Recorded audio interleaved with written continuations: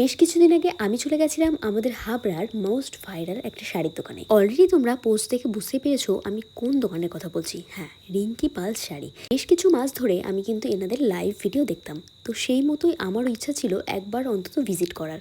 আমি আর কাকিমা সেদিন চলে গেছিলাম, কেন কাকিমার পুজোর জন্য কিছু শাড়ি নেওয়ার ছিল। এখানে যেতেই বেশ অনেকগুলো শাড়ি আমরা দেখেছি, তার মধ্যে এটা আমার ঠিক পছন্দ হয়েছিল, তবে এরকম কালার কিন্তু অনেকগুলোই শাড়ি রয়েছে, তাই এই শাড়িটা আর নেওয়া হয়নি। সত্যি বলতে যারা অনলাইনে বিজনেস করে তার সঙ্গে স্টোরও রয়েছে, তাদের কিন্তু অনলাইনে অর্ধেক মাল বেরিয়ে যায়। এই জন্যই আমরা যে শাড়িটা পছন্দ করছিলাম তার কালার চার্ট বেশি আমরা পাইনি। অ্যাকচুয়ালি ওখানে প্রচুর কালেকশন ছিল, তবে কালার সেইভাবে আমাদের পছন্দ হচ্ছিল না, আর যেটা পছন্দ ছিল সেটার কালার অলরেডি আমাদের কাছে রয়েছে। শাড়ির সাথে সাথে এখানে কিন্তু প্রচুর ধরনের ব্লাউজের কালেকশনও দেখতে পেলাম, তবে ব্লাউজ কিছু দেখা হয়নি, কেন কি শাড়ি পছন্দ করতে করতেই আমাদের অনেকটা টাইম লেগে গেছিল। অবশ্যই কিছু কিছু শাড়ি আমাদের কেনা হয়েছে, তার মধ্যে একটা শাড়ি আমি কিন্তু এর মধ্যেই দেখিয়ে দিয়েছি। শাড়ির সাথে সাথে কিন্তু এনাদের ব্যবহার, মানে যিনি ভিডিও করেন তার ব্যবহার কিন্তু আমার ভীষণই ভালো লেগেছে।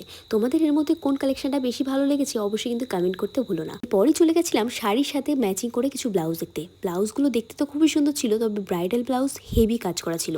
আমার যদিও এতটা কাজ করা নর্মাল ডেতে ভালো লাগে না। এরপর চলে গেছিলাম অরবিন্দুতে, আর একদম লাস্ট মিনিটে ছিল দোকান বন্ধ করার টাইমে, তাই তাড়াতাড়ি করে আমাদের চুজ করে নিতে হয়েছে আমাদের ব্লাউজটা।